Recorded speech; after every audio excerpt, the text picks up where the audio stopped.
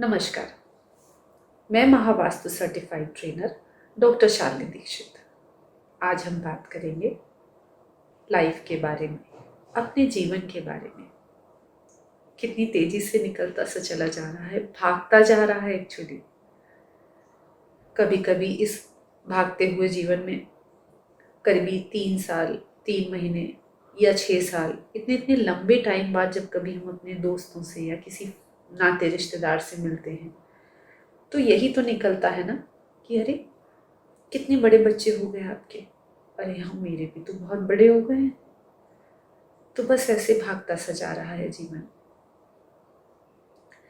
इस चलते रहने के क्रम में, इस व्यस्त रहने के क्रम में हर कोई किसी ना किसी काम में उलझा हुआ है, लगा हुआ है। बहुत अच्छी बात है काम का होना, काम में लगा रहना। वी आर एक्चुअली ब्लेस्ड अगर हम बिजी हैं तो। लेकिन समस्या तब होती है जब काम में आप उलझ से जाते हैं। महावास्तु में कैसे हम छोटे छोटे उपचारों के माध्यम से, ट्रीटमेंट से इन समस्याओं को जड़ से खत्म करते हैं, ये जानना बड़ा इंटरेस्टिंग है। तो इस क्रम में सबसे पहले बात आती है प्रवेश द्वार की, एंट्रेंस की। महावास्तु में जो एंट्रेंस मैप करने का तरीका है, जो एंगुलर कॉन्सेप्ट से मैप करना बताते हैं, ये बड़ा इंटरेस्टिंग है। केबी सर कहते हैं कि जो प्रचलित वास्तु रही है, ट्रेडिशन में रही है और अभी भी बहुत जगह एक्सेप्टेबल है, उसमें क्या रहा कि 8 या 9 भाग करते हैं एक दिशा के या एक दीवार के, और उस हिसाब से एंट्रेंस मैप करते हैं, जैसा कि विश्वकर्मा प्रकाश में लिखा भी हुआ है। तो जो लिखा हुआ है वो तो सनातनी सत्य है, लेकिन जो तरीका हो गया, जो मेथड उससे निकल करके आया और प्रचलन में आ गया, वो तरीका गलत हो गया, मिस इंटरप्रिटेशन हो गया। प्रैक्टिकली ये देखा गया कि बहुत सारी एंट्रेंसेस जो एंगुलर कंसेप्ट से निकाली गई हैं वो बिल्डिंग के इफेक्ट से। अब आप कहोगे ये एंट्रेंस इफेक्ट क्या, ये बिल्डिंग इफेक्ट क्या? एंट्रेंस इफेक्ट माने कि जैसे आपने बहुत पहले कभी सुना होगा दादी नानी के मुंह से, आज भी बड़े लोगों के मुंह से, किसी व्यक्ति का चेहरा देखते ही वो ताड़ जाते हैं, अरे बड़ा शाना आदमी है, दूर रहो इससे। या फिर किसी सज्जन पुरुष की बात के लिए बोलते हैं, जो वो कह रहे हैं कर लो, अच्छा रहेगा। तो चेहरा मन का आईना हुआ ना, ठीक उसी तरह से जो एंट्रेंस होती है वो भी भवन का आईना होती है। तो एंट्रेंस के इफेक्ट बिल्डिंग के इफेक्ट से तभी मैच करते हैं जब वो एंगुलर कंसेप्ट पे मैप किए होते हैं। मैं बार बार बात कर रही हूँ एंगुलर कंसेप्ट की, कोणीय संकल्पना की। क्या है ये? जैसे एक पिज्जा के पीस पे सेंटर मान लीजिए, ठीक उसी तरह से भवन की जो मैप होता है उसका सेंटर मान लीजिए। तो अगर हम पिज्ज़ा के 4 पीस करते हैं, ठीक उसी तरह से अगर 16 पीस कर दें तो 16 डायरेक्शन निकलेंगी, और अगर उसके 32 भाग कर दें तो 32 एंट्रेंसेस निकलेंगी। तो हर एंट्रेंस का जो कोण निकल के आया वो 11.25 डिग्री का, बड़ा एक्यूरेट प्रिसीजन रहता है इसमें। और ये जो 32 एंट्रेंसेस निकल के आई, ये बाद में जो देवताओं की स्थिति है उसके साथ भी वेरीफाइड की गई और सटीक बैठी बहुत। अब तो एंडलेस नंबर ऑफ केसेस हैं जिनमें हम एंट्रेंस को मैप करते हैं। अगर वो मैप करने के बाद जो एंट्रेंस का इंडिविजुअल इफेक्ट है वो व्यक्ति की समस्या से संबंधित होता है, तो उस एंट्रेंस को ट्रीट कर देते हैं और समस्या खत्म। अब कैसे ट्रीट करते हैं? अरे भाई, जो एंट्रेंस जिस भी तत्व में आ रही होगी उस तत्व की कलर पट्टी से या तो फिर मेटल स्ट्रिप से। इस क्रम में ये जानने के लिए कि जो 32 एंट्रेंसेस आ रही हैं, उन 32 एंट्रेंसेस में अलग अलग इफेक्ट आ रहे हैं, और उनको जो हम अगर रिलेट करने के बाद में उसको ट्रीट करते हैं, तो ये बड़ा सटीक रहा है। एक E4 की एंट्रेंस होती है। E4 की एंट्रेंस, ये समझ लीजिए कि इस बिल्डिंग में रहने वाले जो लोग होते हैं उनका मिलना मिलाना सरकारी संस्थानों में उच्च पदों में काम करने वाले लोगों से होता है। बड़ी ऑथोराइज्ड बॉडी से इनके कनेक्शंस होते हैं।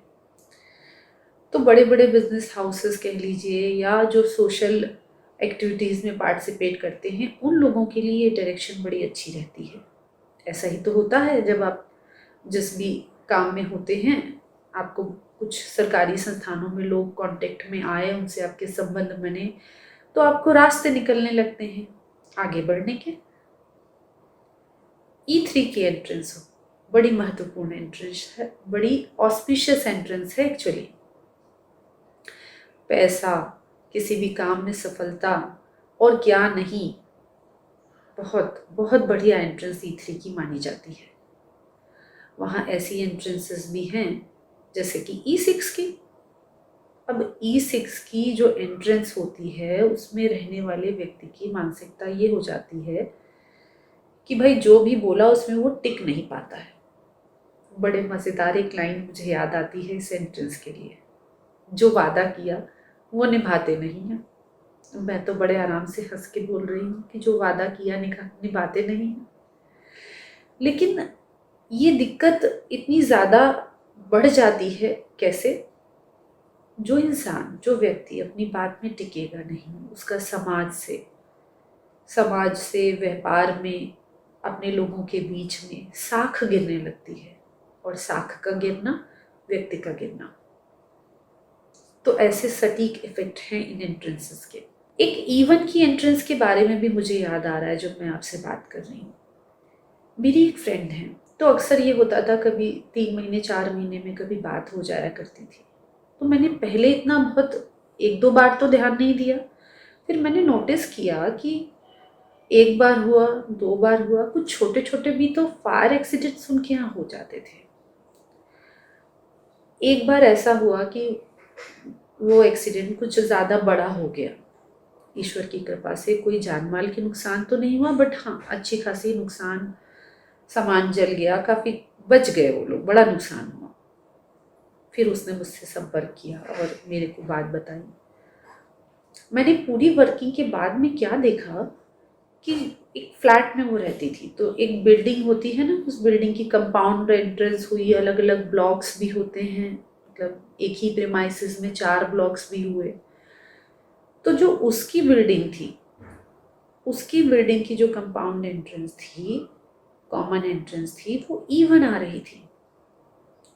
और E1 की एंट्रेंस फायर एक्सीडेंट्स के लिए, अनएक्सपेक्टेड लॉसेस के लिए जिम्मेदार होती है, कारक होती है। ऐसा एकदम वन लाइनर लिखा हुआ है हम लोगों के पास, ये एंट्रेंस है, ये इफेक्ट है। तो इस तरह से इतनी सटीक तरीके से ये मैचिंग है। एक बहुत प्रचलित सुना है, आप लोगों ने भी बहुत कॉमन सुन रखा होगा, साउथ के घर जो होते हैं वो बड़े खराब होते हैं। साउथ के लिए जब कभी घर लेने की बात आती है तो बड़े बुजुर्ग अक्सर ये बोलते हैं कि भाई दक्षिण मुखी घर ना लीजिएगा। मेरे अपने टर्म्स में अगर मैं आपको बताऊं अपने बारे में, कि एक बार एक शहर में रहना हुआ और हम लोग किराए पर वहाँ पर रहे थे। तो हुआ क्या भाई, रात में तो अपना पहुँच गए, ध्यान नहीं दिया हम लोगों को कौन सी एंट्रेंस क्या है, लेकिन मन थोड़ा डरा सा था, पहली बार किराए पर रहने जा रही थी। एक होता है ना कि आदत नहीं, निकले अपने शहर से और पहली बार जा रहे हैं दूसरे शहर पे।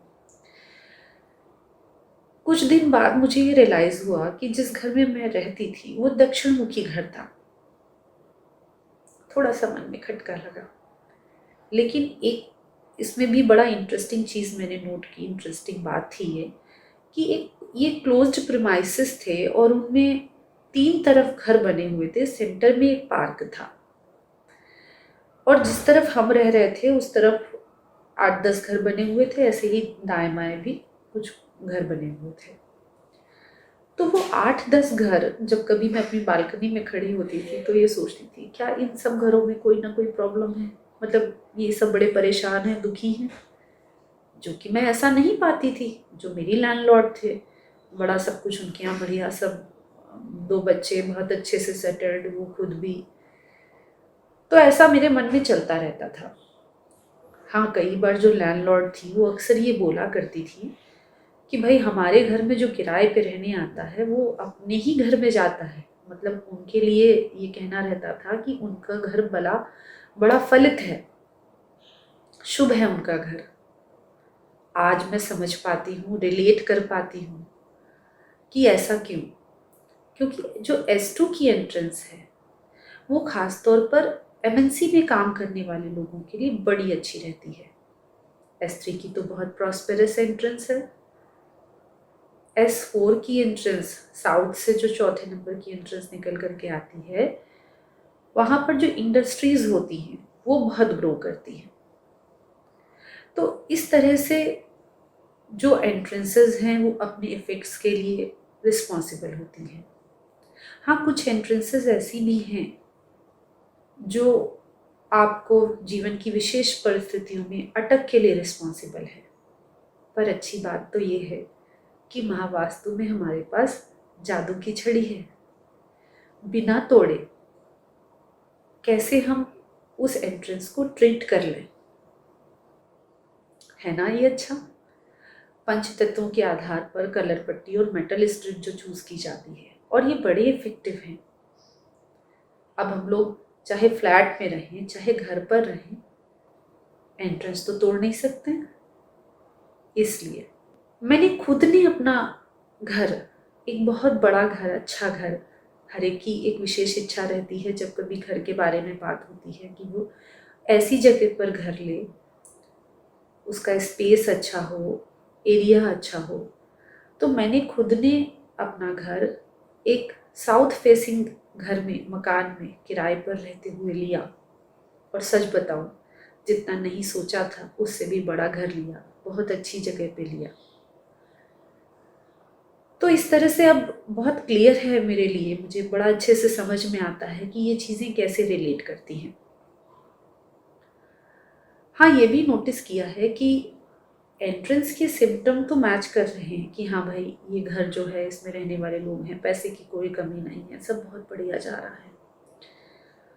पर कुछ नहीं तो घर में घुसते ही उलझन सी होती है, या फिर तो रिश्तों की ही किलकिल है, या फिर कुछ भी ऐसी सिचुएशन में हम क्या कर सकते हैं। ऐसी सिचुएशन में भाई एंट्रेंस का इफेक्ट तो हो गया, पैसे में कोई दिक्कत नहीं है, लेकिन एंट्रेंस के इफेक्ट से अलग कुछ प्रॉब्लम निकल करके आती है। ऐसी सिचुएशन में हम घर का वो डायरेक्शन या वो हिस्सा देखते हैं जहाँ से समस्या आ रही होती है। ये बिल्कुल ऐसे है कि जैसे शरीर में कोई दर्द हो रहा होगा, जैसे पेट में दर्द होगा तो हम पेट दर्द की दवाई लेंगे, सिर में तो सिर दर्द की। ऐसा तो नहीं होगा कि पेट दर्द में हम एनासिन ले लें, है ना। तो क्या हो रहा है कि वहाँ जहाँ पेन हो रहा है बॉडी में, हमारा ध्यान वहाँ जा रहा है। और जब बिल्डिंग में कोई समस्या हो रही है, व्यक्ति के जीवन में कोई समस्या हो रही है, तो उस समस्या से संबंधित जोन में हमें अपना ध्यान ले जाना होता है, रिलेट करना होता है। अब ये सब कुछ तो बड़ा इसलिए और भी आसान हो गया है क्योंकि हमारे पास चेक माई वास्तु ऐप है, iOS में और एंड्रॉयड में, दोनों में। अच्छी बात ये है कि इसमें सब कुछ, जब आप इसको चेक माई वास्तु को डाउनलोड करेंगे तो आप खुद देखेंगे कि जो पंच तत्व हैं वो भी अलग अलग अपने रंगों से माल रहे दिखाई पड़ रहे हैं। कुछ नोटिफिकेशंस भी हैं, बेसिक जानकारियां जिन्हें हम कहते हैं वो भी हैं। और करना क्या है, आपको केवल check my Vastu app download करना है और घर के सेंटर में जाके खड़े हो जाएंगे। एकदम साफ साफ दिखाई पड़ने लग जाएंगी आपको 16 दिशाएं। इस कंटेक्स्ट में अभी जस्ट रीसेंट की बात एक आपसे शेयर करती हूँ। हमारे ट्यूशन टीचर हैं जो बच्चों को पढ़ाने आते हैं, तो हम लोगों का तो हो जाता है ना, जो भी डेली आने वाले लोग होते हैं उनसे हम लोगों के बड़े अच्छे से संबंध बन जाते हैं। हम लोग हैं ही ऐसे। तो उनका आना हुआ करता था। अब चूंकि अभी लॉकडाउन का पीरियड चल रहा था तो वो जूम पर अपनी क्लासेस लेते थे। और इसके अलावा कभी कभी एक आध बार ऐसा भी हुआ, क्योंकि वो घर के पास में रहते थे, कि जब लॉकडाउन खत्म हुआ बीच के पीरियड में तो घर भी आए। इन सब के बीच में एक दिन उन्होंने फ़ोन किया कि नहीं भाई, मैं जूम पे क्लास भी नहीं ले पाऊंगा, और आना तो नहीं था, उस समय तो लॉकडाउन चल रहा था। तबीयत बहुत ख़राब हो रही है भाभी मेरी, मैं अक्सर उनके मुंह से सुनती थी।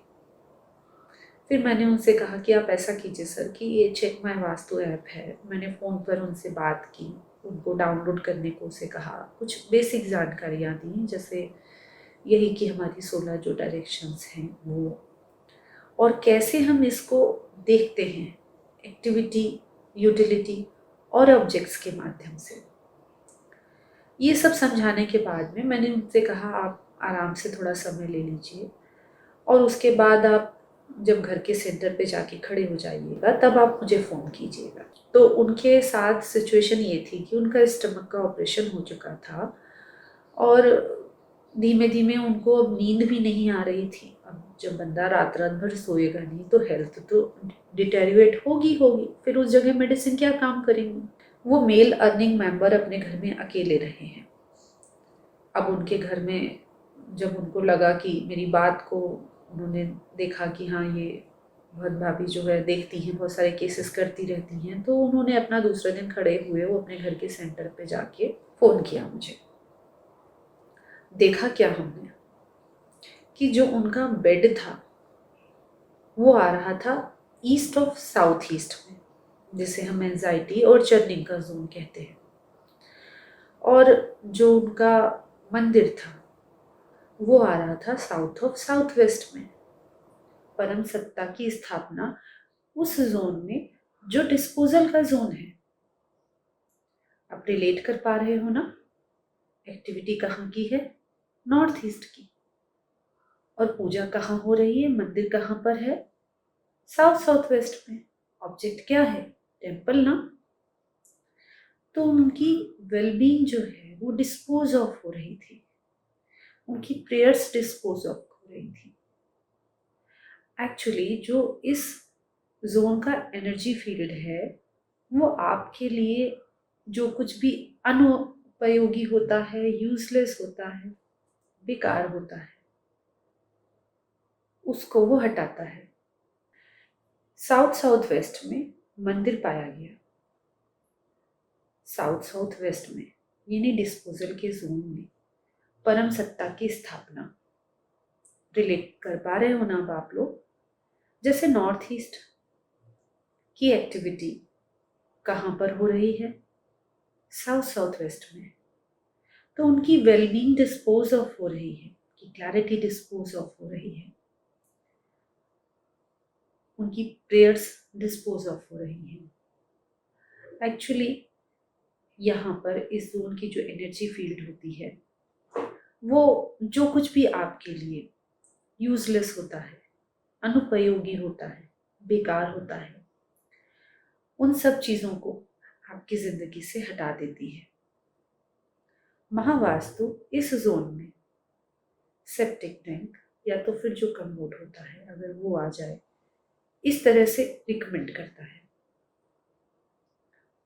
अब हमें रिलेट करना है इसी तरह से कि प्रॉब्लम कहाँ से है।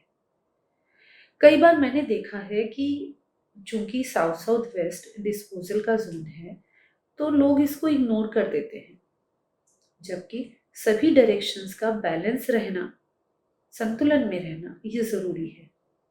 केवी सर कहते हैं ना कि जो इनबैलेंस है, उस इनबैलेंस से, जैसे साउथ साउथ वेस्ट की अगर हम बात करें तो इसमें इनबैलेंस है, क्योंकि ये पृथ्वी तत्व है। समय, धन और प्रयास महत्वहीन चीजों में, व्यर्थ के एक्सपेंडिचर्स में जाता है। येलो वास यहाँ पर बहुत बढ़िया काम करता है। ये एक महावास्तु रेमेडी है जिसको हम इस जोन को बैलेंस करने के बाद में लगाते हैं। इससे बहुत अच्छे से वेस्टफुल एक्सपेंडिचर्स को रोकने के लिए यूज किया गया है और बड़ी इफेक्टिव रेमेडी है। अब एक्सपेंडिचर्स रुकेंगे तो सेविंग्स बढ़ेगी ही ना। यहाँ पर ग्रीन और ब्राउन कलर अवॉइड करना चाहिए, क्योंकि जैसा मैंने बताया अभी कि ये पृथ्वी तत्व है, और जो ग्रीन और ब्राउन है वो वायु तत्व है। वायु तत्व हैं पेड़ पौधे।